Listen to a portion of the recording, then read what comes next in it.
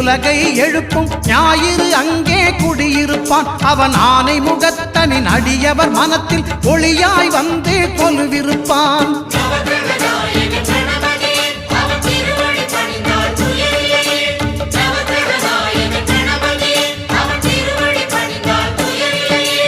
ஒன்பது கோளும் ஒன்றாய் காண அங்கு கற்பகம் என்னும் கடவுளின் மெய்யில்